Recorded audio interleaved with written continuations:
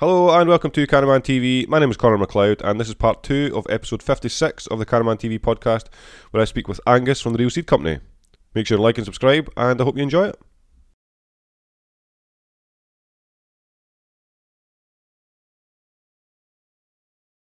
I was talking about siddhis, meaning kind of magical accomplishments. That's a name for cannabis that is used across East India, especially North India generally, but especially in the East. Siddhi is the name that is used for a sort of general name for cannabis. Right. And that's kind of comes from a tradition of all that we've been talking about, but also generally in these kind of tantric contexts and ritual contexts, there's a tendency to use these praise names for substances, So alcohol will get the same treatment, datura, even things like tobacco will get the same kind of treatment. They'll be given these very, grand names. But Siddhi Mudika is also a name for radishes, radish, right? Right. Not a very esoteric vegetable. There are esoteric uses for it. I don't even want to. Apparently, the Greeks had a certain use for radishes. Well, sorry. That's all right. But it. Sitting with a fucking steak and fucking beans. I've got the munchies. Yeah, that's fine. So yeah, it's easy to get carried away, when you're looking at this stuff and think.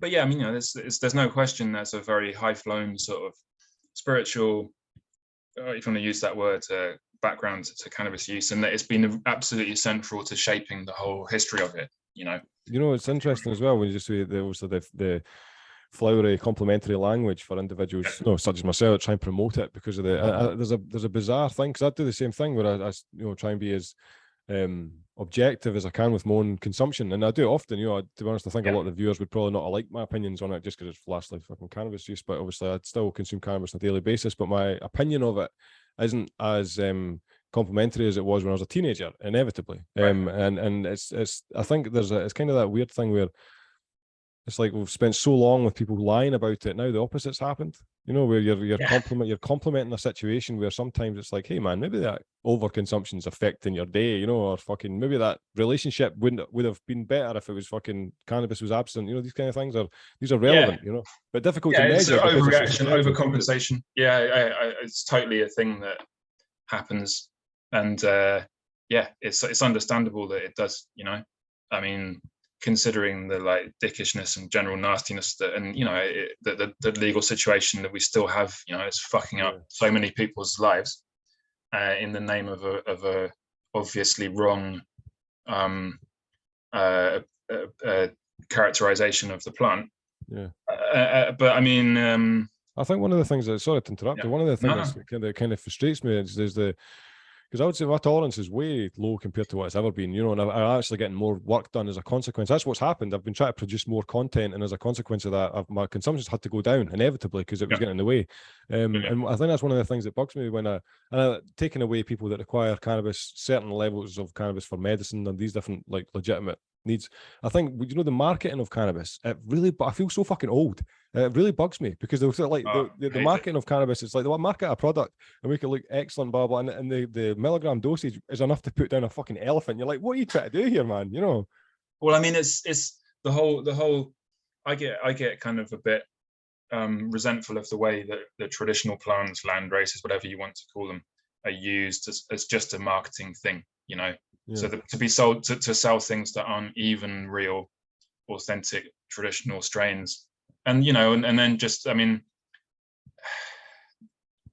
I don't want to be too critical of it, but all that stuff like strain hunters that Arjan and people did in the greenhouse are great in the sense that it's encouraging. What I like about it is it's encouraging people to go out and discover other places, be more open-minded about the cultures. I mean, the videos themselves are just cringe in many places, but it's essentially it's just basically using all that as a marketing thing to sell strains that have nothing to do with any of that, and I mean, it's understandable in a way because particularly in the States, which are generally, by the way, I think I'm not too negative about the general culture there towards cannabis. Is open-minded, experimental, whatever, in a good way. there's that aspect of it, but generally, people don't know most of the types of plants that are out there, which are gradually going extinct. So it's very difficult to even have a conversation, even with scientists there who've studied it, because they're studying material that is totally homogenous compared to what's actually out there in places like Lebanon and Afghanistan and Nepal and whatever. Yeah. And they're comparing it to like European hemp and American hemp, or wild growing populations based on hemp. So if this completely narrow, inward looking cannabis scene in which landraces mostly just feature as a marketing tool. So yeah, I get resentful of all the marketing because it's so superficial and it's very dishonest. And meanwhile, there's all these old plants that actually are vanishing, and and aren't just a nostalgia thing, like I've been saying here. If you wanted to use all that Ayurvedic language, a lot of modern cannabis strains are very, very tamasic, which is not a characteristic of old school cannabis mostly. What does that word mean? Tamasic, sort of dark, sinking, clouded, obscured, narcotic kind of effects. That I'm not saying they're just that, because all of them get you high. So there's always the initial phase of getting high off them, but then they just kind of leave you very groggy and obscured and confused and stuff. Not all of them, but that's most of what you smell being smoked around where I live in the west of England is that kind of stuff. It's that real sort of old sock, skunky, Afghani stuff that isn't actually like Afghan cannabis. I mean, those traits are around in it, but they've been bred out. And what the breeders who've bequeathed most of the stuff that's around is based on work by a handful of people. And what they happened, like Afghani number 1 and stuff, just happens to have bred out like a really rough sort of and most of the indica material was like, and ended up with stuff like that. But if you go back even to stuff like Afghan strains of that we have from like 1990 in Amsterdam, they're definitely Afghan, but the effect they have is like really positive, and I wouldn't say it's sort of stimulant, but it's like it's a characteristic that's there in those. If you go and smoke the hash there, it's normally it's quite mellow, like real Afghan hash, mellow in a sort of like Jeff Lebowski mellow kind of scent, but it's got a very illuminating kind of positivity to it. That's, again, I don't want to run down modern stuff too much, but it's missing in so much of what people assume is just how all cannabis is. It's funny because there's I think through LinkedIn there's 2 or 3 profiles which do exactly that, where they show you just tons of hash, tons of the like the landrace type, like explorer people, that kind of thing. And that's one of the things where it's like, I actually, like, without a doubt, that will always be, and I think it's because it was my introduction to cannabis, but hash, it's like the last remnant of history in cannabis from the outside looking in. That's what it feels like. Yeah, I mean, we used to even around the time I was at university, you could still get real Swazi and real Nigerian ganja, and sort of very seldom would you see anything like good from Southeast Asia, but occasionally kind of some so-so Cambodian stuff that was actually not mixed with modern hybrids. It was the real thing. You could still see it just about around then. So you could also get the ganja as well. But yeah, it's more or less gone, and it's getting increasingly hard to find it in Africa and stuff. I've had people kind of volunteer to collect stuff for me, and I say, oh yeah, well, just send me something of what you've got, and they'll send me some Malawi stuff that's just obviously not like the real thing. It's being grown in Kota or whatever, but it's clearly being crossed to a modern hybrid. But a lot of people genuinely don't know the difference now. So and a lot of the kind of boomer figures who have sort of defined the discourse in the States and stuff, they're not being very honest. They're growing stuff that's obviously hybridized, and they're just pretending that it's the real thing, because it's a shortcut to, like, rather than doing any real work on the lines, it's a shortcut. You just outcross it to something modern, and then say, oh well, this is a landrace. So I'm sort of competing is the wrong word, excuse me. I have a lot of people coming to me who have bought things from other companies which are just hybridized, the Northern Lights or whatever, and they just think that's what they're expecting, you know. I mean, and it's not to say again that like the as I was saying before, like real sativas from the tropics can be extremely strong. However, if you're going to grow like 12 of them, like a pack of seeds, you know, you're not guaranteed you're going to find like a knockout potent plant. Most of them should be, you know, strong, like, I mean, you know, double figures THC kind of thing. And anything, even back, you know, in the 60s and stuff, they'd find when the UK government was analysing the plants, they'd find, you know, 17% THC according to their like whatever they were doing, gas chromatography or whatever it was, or thin layer chromatography. So not very accurate, but an indication of how strong the ganja was. You know, Thai stick with like 17% THC according to their chromatography results. You know, so strong plants. You know, that's all in there.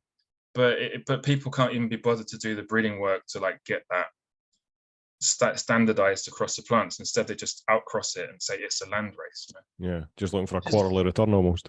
Yeah, and it's just like, considering the ecological context and the fact that these people are clearly passionate about cannabis, it's like but that's just you're selling people stuff that's like, you know, it's not exactly inauthentic. Like, yes, inauthentic. It's not good for the biodiversity of the plant. Yeah, just be honest about what it is, and that would be better, you know. But anyway, it's just, one of the things I always kind of question about that thing, it was like speaking to my brother's dad about this, and he's like, years ago, and he was saying about when cannabis, because there's so many like people quote unquote cross strains, and then they'll produce something, they'll be like, oh, this is my new strain, but it's indistinguishable from something else, and it's and it gets put into the food chain essentially. And it's like, at what point does like things like the horticultural societies and stuff like that, which, you know, these characterization, you know, platforms, like where does that marry in, you know, like because essentially it seems to be that there maybe should be a point where you can kind of like, there are like mainstream characteristics which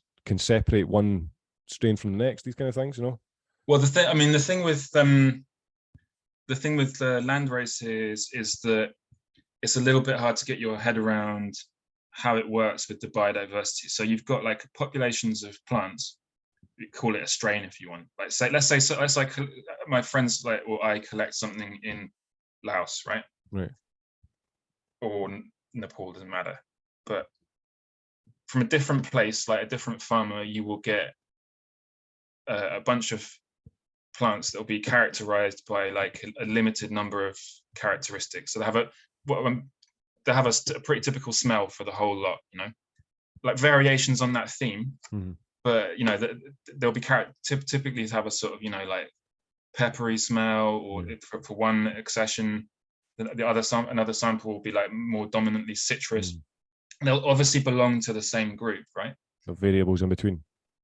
But I mean, but so they'll be clearly very distinct. But like, so on the surface, as it were, on the sort of phenotypic level, they'll all look the same, much the same way that, like, you know, if you go to Laos, everyone looks Lao, you know. However, genetically, there'll be immense variation from plant to plant, you know. Yeah. So, you know, you and I look like we're from the UK.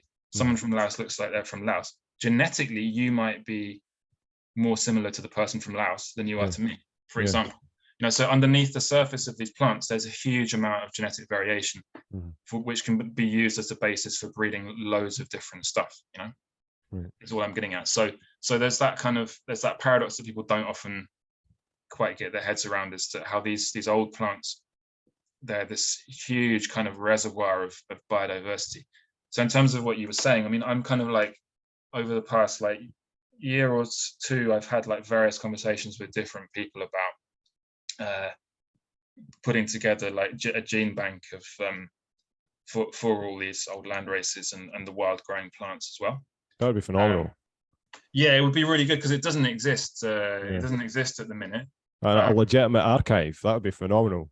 Yeah. Well, I mean, it needs to be done, because I mean, it's like all this biodiversity of the plant is in these populations. You know, it's not in the American marijuana gene pool and the Amsterdam derived gene pool is pretty fucking narrow. You know, everyone's kind of transfixed by what you can find in there. And yeah, there's no doubt there's a whole bunch of interesting things, but it's a very small slice of the pie. You know, And it's really can be quite difficult kind of having a sensible conversation about that with people who only know that stuff, you know. Yeah. I'll be talking the way I've been talking with you, and you can sense the cynicism, you know, because they think I'm just giving them more marketing hype. It's like, oh, it has such different effects, or it has such different smells, and they think it's just more bullshit because that's what everyone feeds each other in that world, you know. Whereas it's actually, I'm talking, you know, I don't give a fuck about. I don't give a fuck about the money. Everyone needs money, especially these days. But I didn't get into it for that. I'm not really into that kind of shit. I've never been an entrepreneur, man. I don't feel comfortable around people like that. I know that they're full of shit. And I don't like talking to people, you know, in an inauthentic way. It's just not who I am, you know. So I don't have anything to do with that world, but I'm trying to sort of get, you know, like I say, to persuade some people to you know, to cooperate with some people on putting together a gene bank, because yeah, it would be really good to have something that is a public resource. It's a public good thing. It's not for profit. It's available to anyone who's got a sincere desire to use it, but it's not going to have like IP slapped all over it. You know, and particularly because all these plants, they come from communities that have been on the, you know, underneath the boot of some very unpleasant laws, you know. And they're generally very marginalized even within the countries they come from, you know. So if you're talking about places like India, it's easy to forget that you know, most of the communities that are growing cannabis there are very marginalized within the society, you know. So up in the mountains, the Pahari people that grow all the hand rubbed hash, and then the tribal communities that these days grow all the ganja in Andhra Pradesh and stuff, they're really out on the fringe of society. You know, that's why they've ended up growing that stuff in many cases. Not entirely, because that's often part of their traditional, you know, plants that they have around, certainly as in the Himalayas. But I mean, they you know, they get ripped off by the people that come to buy it all and trade it and make all the money, you know. So the Pahari people in the Himalayas, like, you know, they're not seeing most of the profit. Most of the profit goes into the hands of the taxi companies, the Jeep taxi companies that take all the stuff down to the towns, you know. Same as with any kind of criminal network in the city and anywhere, you know. It's like, if you own the transportation, I'm not trying to give people tips on how to become a mafia don, but if you're into that, you want to own all the vehicles. It's how you do it. It's that way all across Asia, you know. So the guys who move it around, they make all the money. And so I'm kind of doing the same thing in a sense, because I'm just bringing it from these communities into the West, you know. I mean, a difference being that I'm giving a very, very healthy by comparison to these fucking mafia people, cut of it back to the people I get the seeds from, you know. So, you know, it's easy to forget, like I say, how all these people who are growing this, all the biodiversity of cannabis is in the hands of people that are getting fucked over by the law, basically. And that'd be phenomenal, because that's an ethically minded move to do something like that. You know, to have a bank which was essentially like 100% authentic, connected to the local. Because was that not the same thing? Did that not happen? Was that not in Turkey and it got removed completely? Is that the same thing? Oh, you're reading my rant about China? Yeah. That happened. That's a slightly different sort of subject, but yeah. They're not trying to go for the same thing though, an archive of legitimate indigenous strains. Well, I mean, that was okay. I mean, so that's a slightly different situation. I mean, yeah, what I'd be proposing to put together would be like a sort of publicly accessible resource. You know, so it was people who wanted to purchase them. Not to purchase it. So like so it would be like just as like a typical germplasm bank. So if there's like scientists or researchers who've got a desire to use it, they can do it and they can have access to it. It's open source, you know. It's the idea. It's not kind of it's not. Would there be a facility where other than the would there also, I take it, be a facility where others, if they could contribute legitimate to the bank, that would be accessible as well? Yeah, I mean the limitation on it, and the reason it's quite hard to persuade people to do it, is they've got to be prepared to like expend resources themselves on maintaining it. So I'd be doing them a huge favor by giving them all this stuff for free, but they would have to commit then to maintaining it, which in cannabis seeds don't last very long compared to many different types of seeds. They're not an easy one to keep long term, so they'd have to reproduce this stuff. So they'd need a license to be able to grow it. to reproduce the populations. So it's a commitment for anyone to do. Let's put it that way. It's in early days at the minute, these discussions, but still though, that's better than nothing, because that seems like it's urgently needed, to be honest. Yeah, I mean, so it's fucking criminal the extent to which the with each year that goes by, that fucking I was gonna say, with each year that goes by, the potential for the number that's going to be put in there is going to be less and less. yeah. It's a really bad situation. It's incredibly short-sighted, and it's surreal to me to find myself being in the position where I'm actually someone who's ending up doing something about it, because it's easy to go through life just assuming that someone's taking care of this stuff. Someone's going to be doing it, But it's like I've talked to, in the past couple of years, been talking to real big cheeses at like big name places. I'm not going to like drop any of the names, but that's fine. They've been like, oh yeah, we ought to do this, but it's like, it's just really difficult to get the licenses.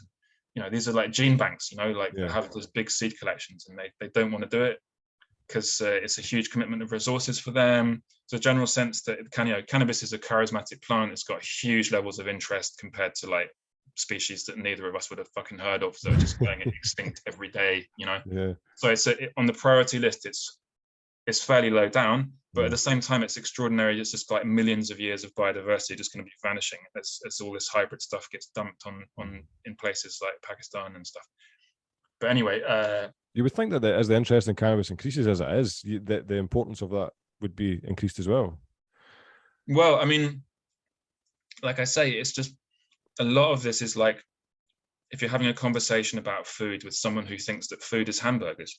Like, I see fucking hamburgers everywhere. So yeah, but hamburgers is just one type of food. Yeah. There's a whole fucking palette of different other cuisine out there that, it's like that, Yeah. Unfortunately. And so, there's a perception that it's just like, it's all fine. But, if you talk to crop scientists who really know what's actually going on, they're like, no, it's fucked, and something has to be done about it. But everywhere there are still laws around that are making it impossible for them to do anything, So there's countries that have like legal cannabis where you still can't import the seeds, and the government won't issue licenses to import the seeds, That's bizarre. So it's fucked up, But the thing you're talking about with Turkey, so that was a different situation where you've got a collection of material going back like 100 and plus years of many different types of plant, and Turkey, like, it's a very significant place for all kinds of important plants like wheat and stuff like that. Yeah. And they had a huge collection of stuff there that was collected mostly by kind of Europeans and Americans. It was at the British Institute, which is a sort of, connected to the UK government.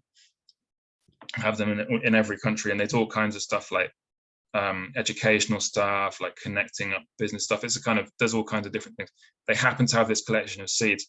I think a lot of it would be only useful to scientists for doing kind of genetic research, like probably. Anyway, suffice to say, what happened there was that this was this kind of ethno-nationalist, fucked up thing that we're facing these days. It's just getting worse and worse with like nasty political regimes that use kind of marketing again, essentially.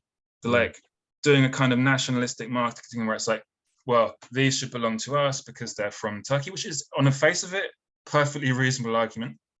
But the problem is that they just came in and they just took it all. Now no one can access it. They announced they're doing this Atatohum ancestral seed project. Went in there to the British Institute, like effectively kind of like a police raid, because they'd said they were coming the next week. Right. Went in there, took it all out, just commandeered it and declared it property of the Turkish state. Okay, if you want to do that, fine. But now no one can access it. So the thing was, it's a completely superficial gesture because the British Institute collection was open to anyone who wanted to use it. Now no one can access it. And you see very similar things like this, essentially kind of using these like perceived sort of ties. Effectively, it's like validating. It's a way of validating a modern regime that is totally a modern phenomenon, despotic, illiberal fake democracy, of which we have various forms. Yeah. but in this case, totally fake. And then validating it by these sort of imaginary ties to the ancient past, you know? Mm-hmm. So you see various forms of that. It's like you can justify doing anything. Well, 2,000 years ago, you know, we were, it's like, what the fuck have you got to do with someone 2,000 years ago? You're like a modern dictator who's just looking for ways to like paint yourself in these ancient colors, you know? Yeah. It's frustrating that, you know, I'll be honest, because I think it's so frustrating to hear that kind of rhetoric when they use like tradition, or like, you know, thousands of years ago, which would imply sentiment that should be like kind of maintained, and then they fast forward it for political incentive. You know, you're fuck off, man. It kind of dilutes any form of, I don't know, there's an element of potentially me romanticizing it, but I think sometimes there is an element of, you know, cultural assimilation through, you know, current action, you know. Well, I'm not like I mean, I've got no problem with people wanting to feel connected to the place they're from. I mean, for fuck's sake, there's nothing wrong with that. Yeah. Right. And it's just when it takes these very, very dishonest forms, you know. So that's my point. That's exactly my point. When they're being dishonest with it, it's kind of like, oh, you're ruining the gesture on the initial basis. Yeah. It's a way of manipulating people. It's very easy to do. You know, it's like us and them. You know, it's just as simple as that. You know. So in the case of, you know, that kind of move has been pulled in Turkey time and again. So like Ataturk, who's this very sort of ambivalent figure who did in many ways quite good things and then horrific things like genocides and stuff. He was all into these like ancestral ties in Turkey, you know. Yeah. So it's always going on about like these ancestral ties, and the reasons for that was that he was like very insecure, because the Turks all know that like the Turks have only been in Turkey for like 1,000 years or so, and there were people in Istanbul like Greeks, Jews, Armenians who'd been there for like 2,500, 3,000 years, and they all got kicked out or killed, you know, mostly. And when he was having his nationalist sort of agenda and reforms and stuff, turning Turkey into a modern country, you know. So it's like this seed thing is far less serious than that, but it's part of the same ethno-nationalist sort of move. I mean, you know, these things have good and bad sides, so don't get me wrong. I'm not like criticizing anyone for wanting to feel connected to where they're from. You know, everyone needs that, but it's a heartstring that's very easy to pull, and people use it for bad things. You know. Yeah. No, definitely. It's so going to actually say that have you, just a side point, Angus, is like when I was looking on some of the information, obviously for this conversation, you ever read a book by a guy called Chris Bennett? It's called Liber 420. Oh yeah. Have you read that? Yeah, I've got a copy of it. I've got his other thing, Oh, right, okay, because essentially he's got a book coming out next year, Cannabis, I think it's Lost Sacraments and the Ancient World. Essentially, it's just like a further on for that. So, I mean, what I'm going to buy the Liber 420 without any spoilers. I mean, what should I expect? Okay. I mean, yeah, it's good fun. It's good fun stuff, but it's and it's got some really useful stuff, but it's oh man, I mean, obviously the reason I once contacted Chris. I suppose it's all right then. Just disregard it. The only reason I was bringing no. What I want to say is because it's worth saying. I've got, you know, go ahead and buy it. It's got lots of juicy stuff in it. It's good fun to read, but he's not 100% reliable with his research. Right. So he's got a tendency to you know, there's stuff like, for example, he claims that there were people burning cannabis in caves in the Caucasus, that a French traveler observed that in the 19th century. If you go and chase that up, you'll see that they were actually burning rhododendron. Right. There's many examples of things like that. He claims that Avicenna, who's very important in the sort of alchemical philosophical tradition of Islam,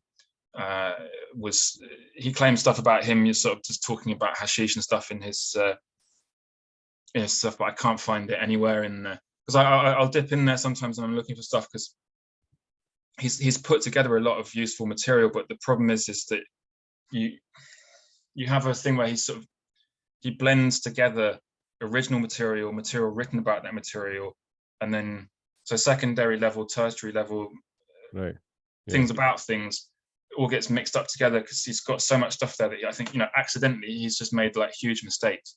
And he's sort of using later stuff to validate things where they're all two different writers talking about two different things, and Yeah, we had a bit. I wrote to him about that thing with the rhododendrons, because rhododendrons are psychedelic, and or narcotic. You can get high on them, Oh, right. Certain species. Yeah, you wouldn't. They're all over the UK. I'm not Yeah, I would suggesting anyone do it that. because they're kind of neurotoxic.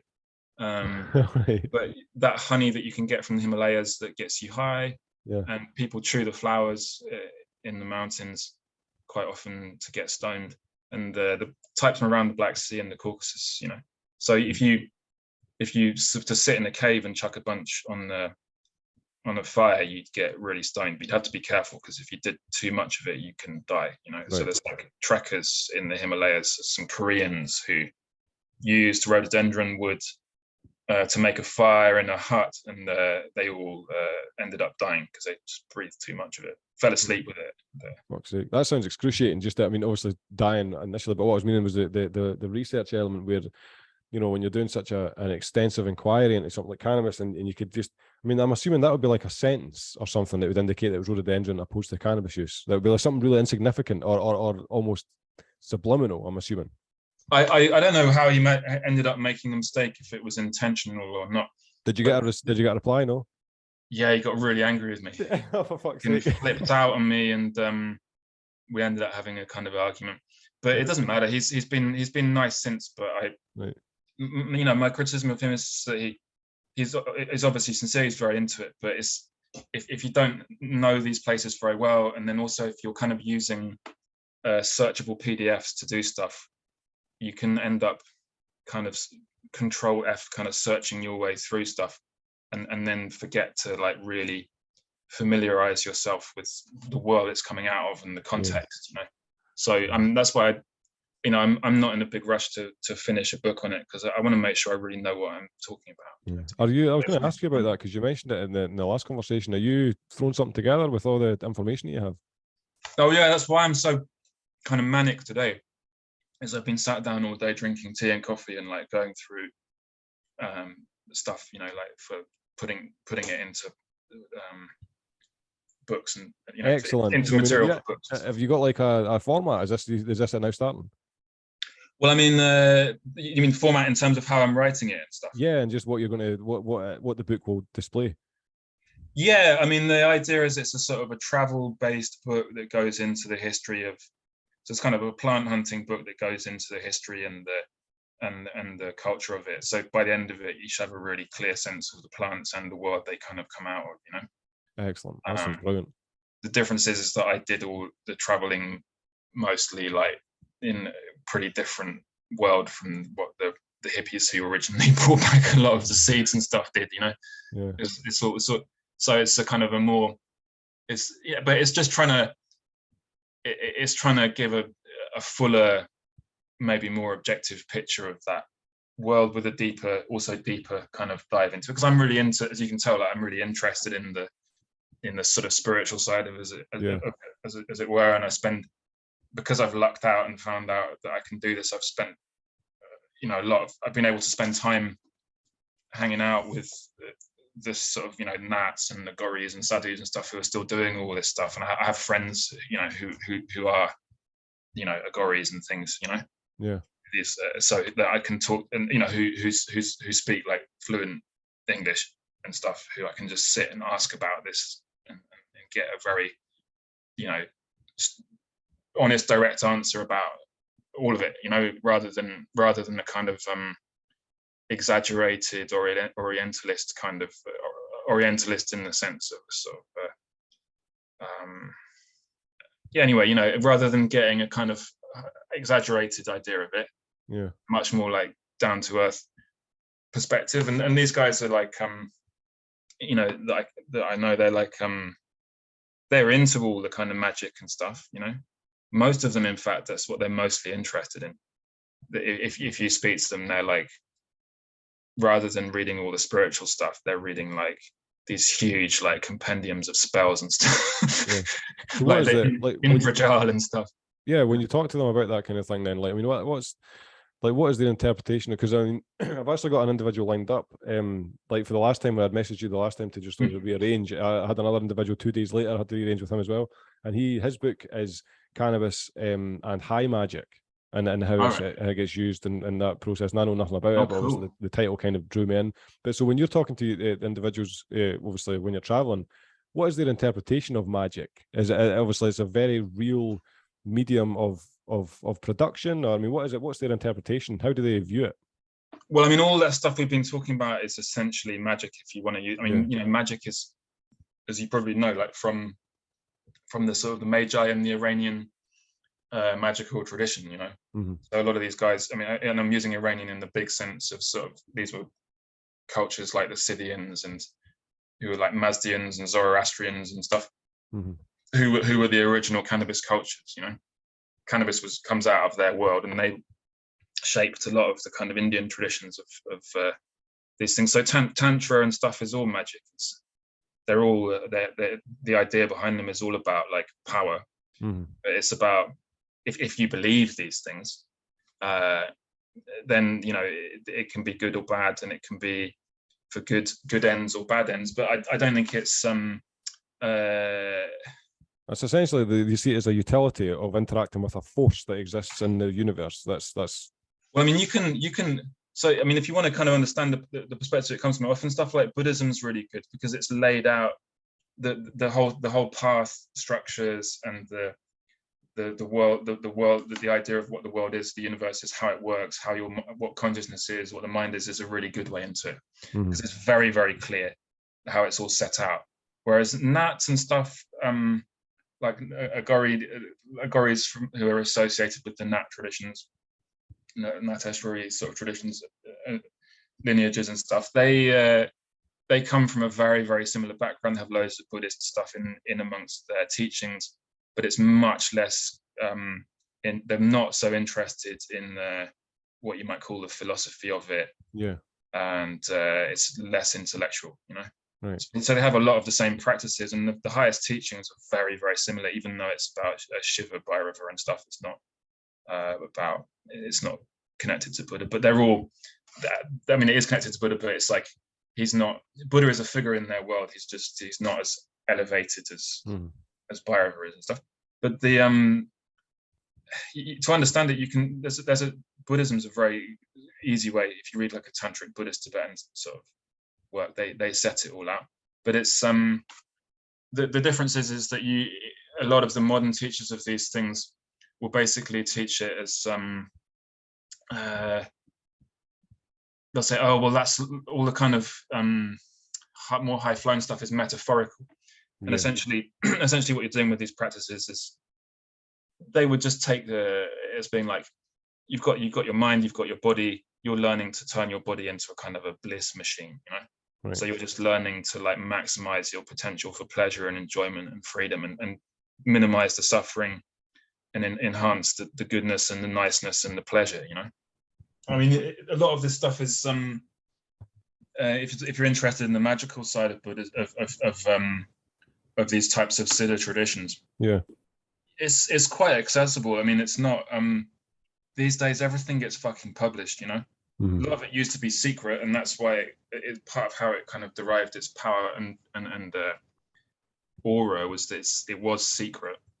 But more and more of this stuff is just being openly published, and you know, with the Nats and stuff, like the friends of mine, they're all interested in the higher stuff, the higher goals, you know, kind of liberation and so forth. But they're so what is their ultimate attainment? What is it what is their, is it enlightenment, and how would they define that if that was the case? Well, I mean, it's sort of again why I'd recommend maybe like Buddhism as a good way into it, because you can start on the sort of more traditionalist old texts if you're interested in these things. Yeah. So there's things like the Visuddhimagga, you know, which is a huge kind of book that's got all of these meditation techniques in it. And I'm thinking of that just because you're asking about things like magic, right? Yeah. So again, you know, siddhi or iddhi would be the word they'd use in Pali, but siddhis then, or they can be higher ones like nirvana, you know.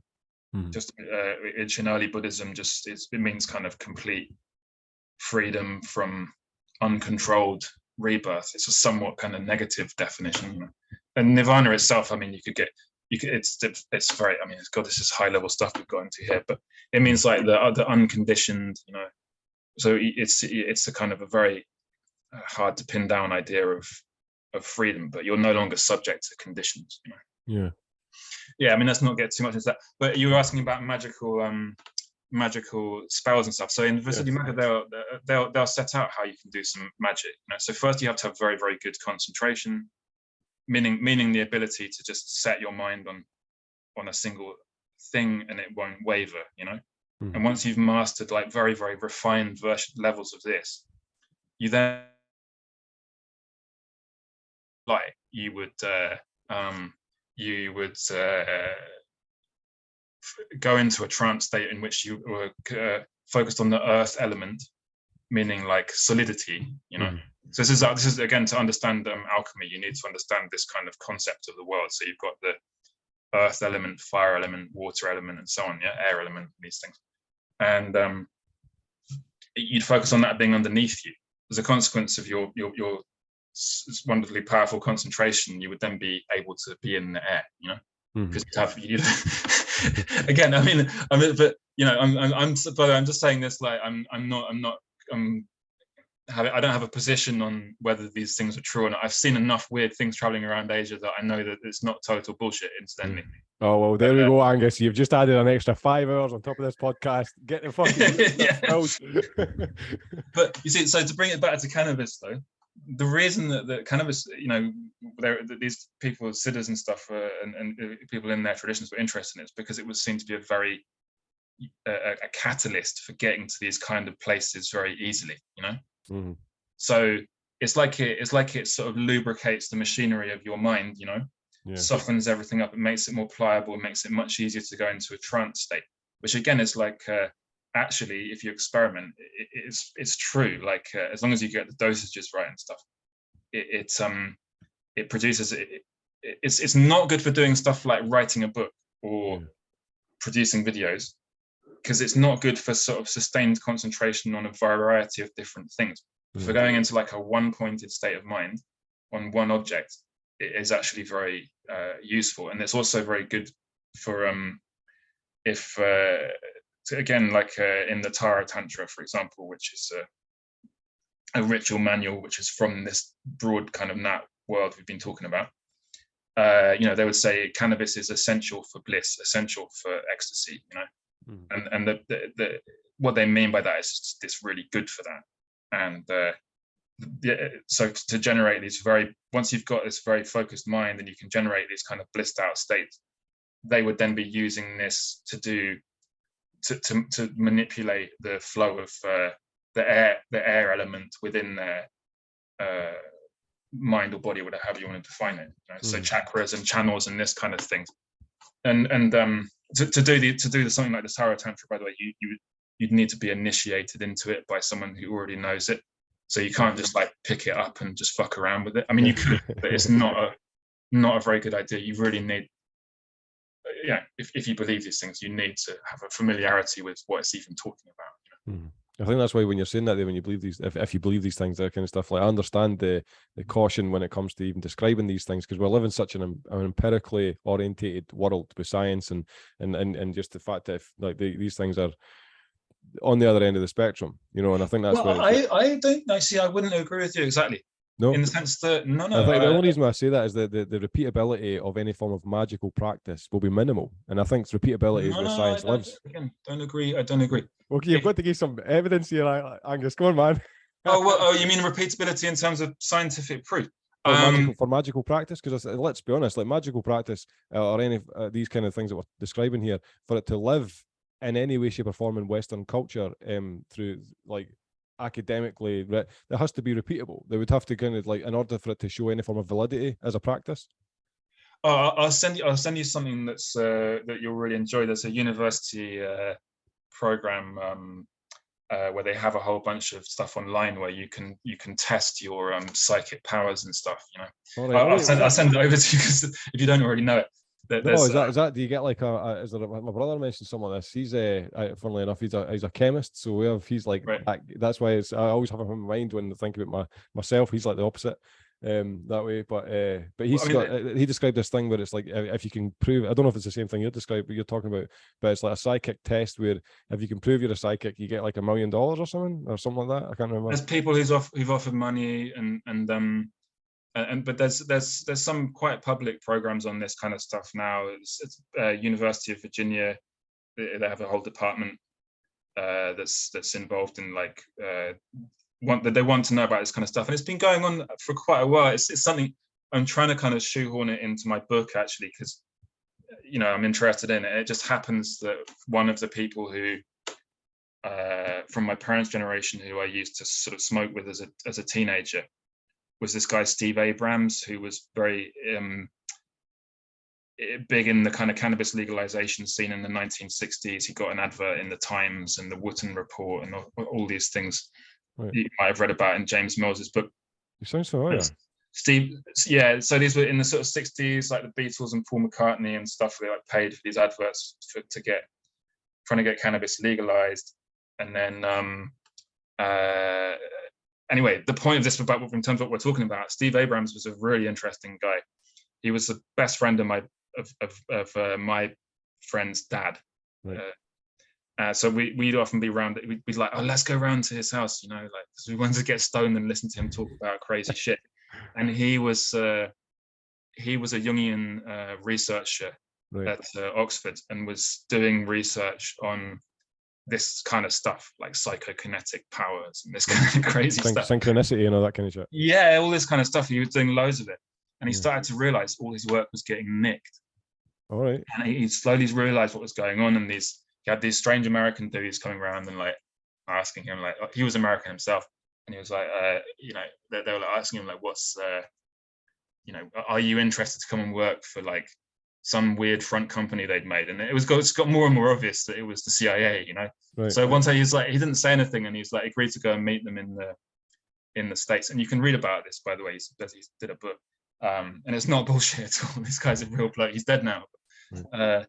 He's kind of he gets to Heathrow Airport, and he just rings them up, and he's like, I'm at the airport, and I'm going to come and meet you, and you're the CIA, aren't you?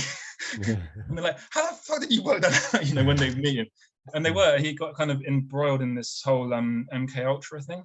All right. Yeah. When they were like dosing people with LSD and stuff, and horrific stuff that was associated with that. And it all became public, and because people died and horrible things happened. But anyway, suffice to say, I've always been interested in these things.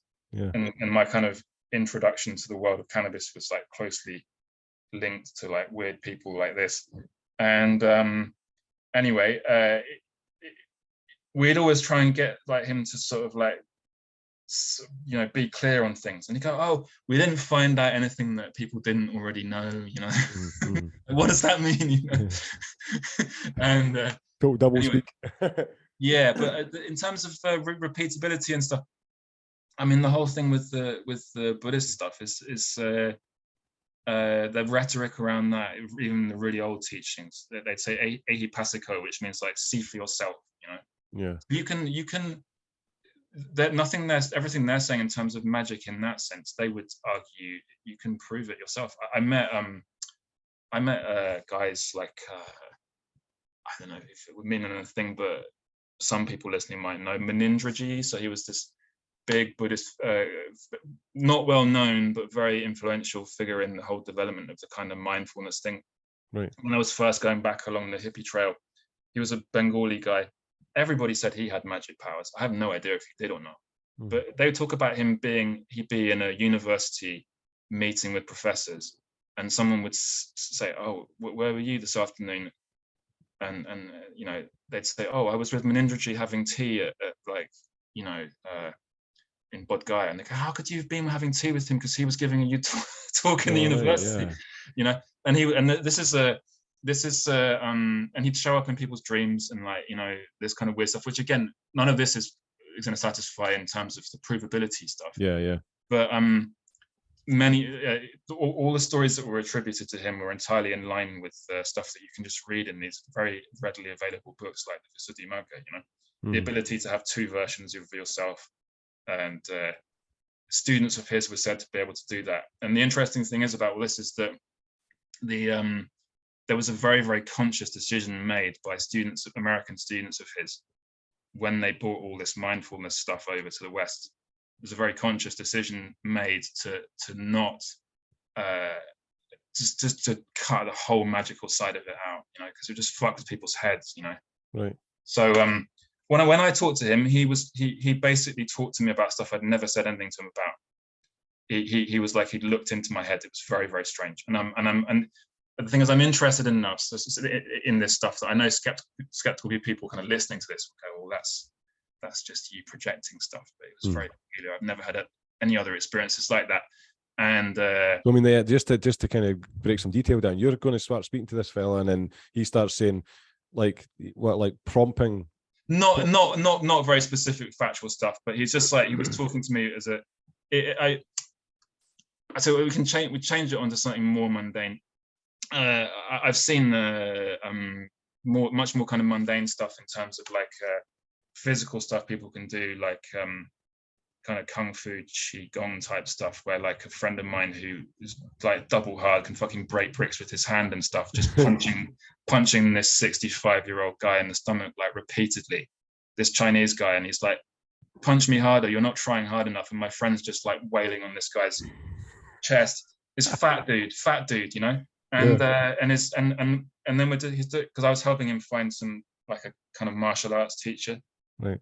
And this is in Taiwan, and then we're just standing there as his students do some sort of demonstrations of kind of fighting stuff, and I'm like, "Are you all right, mate?" to my friend, and he's just like clutching his hand, which has just turned into this massive fucking hematoma, like literally as they're standing there. So people know this kind of stuff though, because you can see it on TV, right? But I just stood there and watched him, like, just this really weird, just like smashing this into this absolutely like full power, like punching him. And I know how tough this bloke is. He teaches like mixed martial arts and stuff in Canada, you know. And so I've seen stuff like that. So there's no question that that's real. We said to him, like, how did you do this? And he's just like, I just stand in my garden every morning and do like these kind of like standing exercises. And then I get my neighbor to punch me in the stomach. Right. Yeah. And you know, he's just teaching kung fu and things. But That's cool as fuck. In terms of the psychic powers and things, I don't know how I could say anything that would prove anything to anyone. But and I'm not sure myself, like, what to make of it, because in terms of how it would be understood in the kind of context I understand, like Buddhism and things, it's you can't literally see what's in someone's mind. As they would understand it, you can't kind of be in the same position as them looking at themselves. You would just have a sufficiently high level of sensitivity that you would be able to sort of know.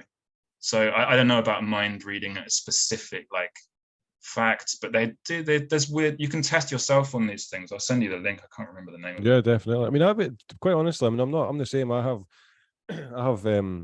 a real interest in this whole spectrum of thought, excuse the pun, good psychic stuff, but at the same time I also have a very critical, analytical approach to it, because you don't want to, the basis of even having any form of this kind of inquiry is about trying to figure out what's going on in the world. So I think you'd be kind of doing yourself a disservice by falsely believing anything, or by purposely inquiring without having an open mind enough to go, like, this is fucking bullshit, or to criticizing yourself enough. And that's why, so I have the same thing. But I do believe, I mean, you felt it, you could walk into a room and there's nobody speaking, and you can feel something, and there's, something's going on here, and there has been an event that's just happened before you arrive, and these kind of, like, you know, there is extrasensory perception in some form that I think can lend itself to psychic capacities, you know, just on the basis, because I do believe that's one of the can be one of the stumbling blocks, is the ability to articulate the experience, you know, whereas it doesn't take away the legitimacy that these things happen. The stumbling block is being able to articulate it.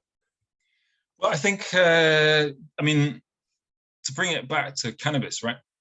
I mean, one of the things that is a repeating theme throughout cannabis is writing about it, traditional understandings of it, is clairvoyance, you know, in terms of being able to see the future. So in the Taoist traditions, the early material they write about that is they say that kind of Taoist adepts, you can call them siddhas, whatever, Mm-hmm. know they use cannabis in order to sort of set forward time, sort of be able to move forward time in their mind, as it were, and see future events. And this theme repeats throughout the Indian tradition as well. So that cannabis would be one of the herbs that these nats and stuff would use in order to develop that ability to predict things. And then they would use it for very mundane reasons, you know. Mm-hmm. They would like advise emperors and stuff on things to do. They would like hire themselves out as mercenaries in battle situations, when there's warfare and stuff going on, and like, you know, to know when people are going to fight and stuff, you know, where is it best to do things, you know. Mm-hmm. So these are like kind of, whether you believe it or not, you know. And then the same thing shows up in Africa, in I forget the tribes that had it, but you know, it was used a lot there for you know, being able to see the future, you know. And these all may be connected, because the thing is, we don't really understand very well, but the world, as I was saying to you before, was much more connected at this point of time. So the Taoist traditions may well have, it's highly likely, have influenced Central Asian, Persianate traditions that would have then found their way into Islam, which would have then been the type of Islam that went to Africa, you know. So this could be a continuity due to connectedness, not due to people independently finding that cannabis seemed to give you this ability, you know. Yeah. So you know, it's in terms of like extrasensory, I mean, this is why I think Buddhism's kind of good, because it gives you a very clear way to look at these things. I mean, I don't want to go and like sort of start like holding forth about Buddhist philosophy, but it's like it's because it's very interesting if you hang out with Tibetans, you know, because the reason that I was trying to research all this nut stuff and find people I could talk to on a deep level about these things, you often end up in places where there are Buddhists as well, because the Buddhist tantric tradition and the Nat tantric tradition are very closely linked, you know. Yeah. So, you know, these cannabis using tantrikas always tend to be in places like Nepal. You will tend to find Tibetans around as well. Mm-hmm. So places associated with Goraknath, for example, who's the first or second of the human 9 nats kind of siddhas, you'll find Buddhists as well. And the Tibetans, if you talk to them about this, they're like, on the one, you get a whole range from like very experientially, the real kind of yogi end of it, where they're all about just doing the practices. And then you get the guys who are much more kind of scholarly, you know. Mm-hmm. And but then most of them will have a bit of both. If you talk to the monks and the, you know, they have the dreadlocked kind of yogis as well in the Tibetan traditions, who are much more about like living up in the caves and stuff. But if you talk to them, they have a really like they've just spent centuries like collating all this Indian material, structuring it all as to how it seems to all fit together best, and then they've got just ways of talking about these experiences that are very analytical, you know. Right. But they're designed, you know, they're designed to be able to facilitate doing these things, you know. So it's not just like analytical for the sake of it, you know, like kind of academically. And yeah, it has an actual utility. But so in terms of extrasensory perception and stuff, I mean, that would just be a faculty of consciousness, you know. Mm-hmm. I mean, they define consciousness in like, again, like, depends if you're talking to the more kind of yogi guys, but in the Nat traditions, they talk roughly and very much in the same way. Actually, it's like anyway, I don't know how to get too deep into it all, but they have ways of talking about it that are both can be quite abstract to someone unfamiliar with it, but also very practically grounded. So the intention is to with it all is ultimately to be able to practice these things, you know. Mm-hmm. So if you go to like Pharping, Dakshin Kali in Nepal, you know, down at one end of the town, down in the valley, you have a Kali temple full of nats in like black robes and stuff. People will be quite scared of them sometimes, you know, if you walk around with them. What the fuck are you hanging out with him for? You know, these guys are like considered to be magicians, you know. And then up at the top of the town, you've got like Tibetan yogis up at the cave of Goraknath, which they considered to be a cave of Padmasambhava, who was a Buddhist yogi, and so you've got the kind of cannabis stuff and the sort of Tibetan stuff all in one place. And in the minds of Nepalese, it's not, they're really considered to be all part of the same kind of deal ultimately, right. Different versions of it. But most of the nuts, in terms of how cannabis features in their life, largely it's just that they spend a lot of time smoking chillums, Yeah. Is it mixed with tobacco as well? More often than not, yeah. Almost always, Right. So, and then that's not spiritual particularly. It's like it's just for taking the edge off the day, or just to it can facilitate meditative stuff they might be doing, but most of the time, like if people come to them, it will be for like really mundane things, Like, I love this guy, but he doesn't love me. Can you do a spell for me that he'll fall madly in love with me? And it's like, are you sure you want that? Because it's going to have some inevitable negative consequences, and repercussions, and they'll be like, hey, yeah. So they end up like doing spells and stuff for them, which again, I don't know if you want to believe it or not. And often sometimes they'll be like quite ambivalent themselves, the nuts guys, about what they're actually doing. They say, oh, this is just bullshit, but I'm just doing it for them because that's what they want, Right. And then other times they'll be like, very serious about stuff they're doing. And it's like, that would just depend on the person, I'm assuming. I don't know. I mean, I think that they like to not be pinned down, It's like, if you don't know exactly what's going on, it's better for them, Yeah, exactly. But it's one of the reasons why I find this so fascinating as well, because I'm sure a lot of these, what we've discussed, like anybody that's exclusively scientist or like atheist, empiricist, blah, blah, they would probably be struggling to tolerate a lot of this conversation, because it's like the nature of spiritual practice.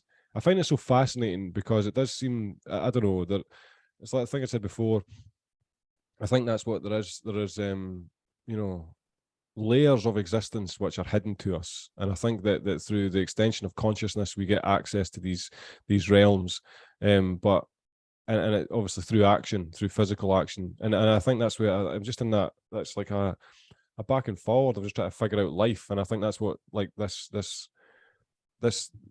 It's like anything. You go to the if you try to figure out the mechanics or whatever. I have that thing in my mind where it's almost like life is like a car, where the scientist is like the mechanic, whereas the spiritual individual is the person driving, like where we're going. And I think I don't like to see. I don't. Some people I've spoken to when I've been like researching for this book would agree with you in the sense that they see these as two separate deals, and that science and this kind of experientially grounded meditative practice just going on two different rails, and they just don't meet. Some people will talk like that. But one of the things, just before you go in there, Angus, I will point out though, is I do think that one of the things that I've said to a few people when I'm talking about these kind of things is I do believe that whatever the consciousness is, the absolute, if you want to call that energy field, God, blah blah, I do believe that there'll be a point where science will probably be able to formulate it. It's in potentially just a rudimentary stage, even though we've came so far in such a short period of time. I do that there's something that's where it's like anything. Science is it's like it can analyze the mathematical fabric that inevitably we apply potentially a spiritual definition on. Yeah, I mean, look, I mean, personally, I don't even like the word spiritual. I just use it as a kind of a shorthand. Yeah, exactly. I mean, it comes from obviously the root of breath, and breath is obviously a very big thing in terms of these types of traditions that we've been talking about, like prana or chi, which all are different words for what I was saying with the air element, And this is a kind of, these are considered to be material things in Buddhist kind of ontology. There is the material, and then there's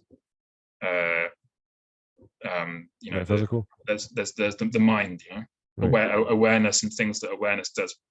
But in terms of so they would break down in very basic kind of fundamental Buddhist stuff. They break down a person into like five parts, which would be like consciousness, perception, volition, sensation, and then the physical body. It's just one way of analyzing it. Right. And then you could do it as the sense bases, so the mind, and then the sight, hearing, smell, taste, touch, and then the respective organs that do that, as it were, and then the consciousness associated with each of those. These are just different ways of analyzing us down into constituents. Yeah. And they're a means to an end. But in terms of someone like the Dalai Lama, who I like a lot, he's really interested in the science. He doesn't regard it as tangential to what he's doing. He thinks it's part of the same thing, and he's just waiting to find out if the scientists prove him wrong or not. Because in a Buddhist understanding of the world, consciousness never becomes matter, matter never becomes consciousness. Consciousness, as you experience yourself now, is being determined by the physical, but your sensory, your auditory consciousness is or your awareness of what you're hearing. It depends on you having an ear, and it depends on you having a consciousness to receive that and then perceive it, right? But Buddhists would argue that consciousness is not consciousness as itself, which they define in, if you look for like the Dalai Lama, they would say consciousness is clarity which cognizes. Sounds very abstract. Right. It's just a clarity that knows things. And they talk about the clear light, so for the more yogically inclined guys, talk about the clear light void. These are ways of talking about the mind, because you look for the mind, you can't pin it down in terms of Buddhist teaching. They would know. So and that's what reincarnates is consciousness with the moral baggage of the things that has been done in the past. So good or bad things you've done, good intentions, bad intentions. That's a kind of causal driver for you to be reborn in the next life if you're a Buddhist. Is what they would say. So the Dalai Lama says like that you can do all this science, but he reckons, and his money is saying, you're never going to find out how material processes result in this consciousness as consciousness. So there's a dualism at the heart of the Buddhist philosophy, which is there's mind and there's matter. They're in a non-dual relationship, but matter never becomes mind, mind never becomes matter. They're in a non-dual relationship because consciousness is knowing material things, but ultimately matter in itself, you can't even say what that is. It's the four elements, they would say, or the five elements if you're a tantric Buddhist. But beyond that, you can't say much about it. But anyway, I mean, that's, so it's all very abstract and it's got nothing whatsoever to do with cannabis. No, it's good. I like it. but we were talking about tantric nat traditions. They call cannabis samvid, which means consciousness.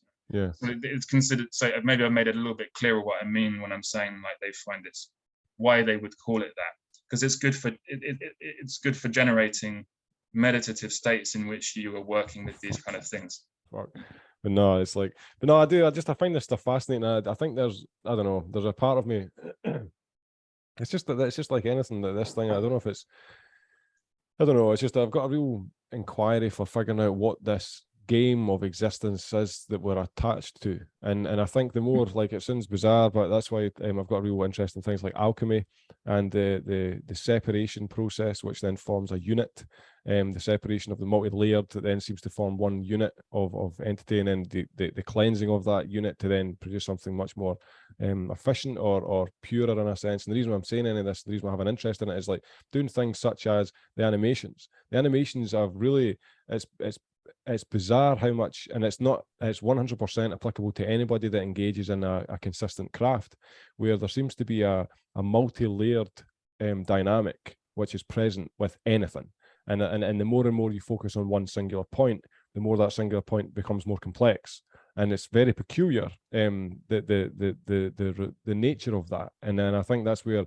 to take it back earlier to the thing I was talking about like fractals and the Mandelbrot set. The Mandelbrot set is exactly that. It has one unit, you focus way deep down inside of it, and it becomes more and more complex.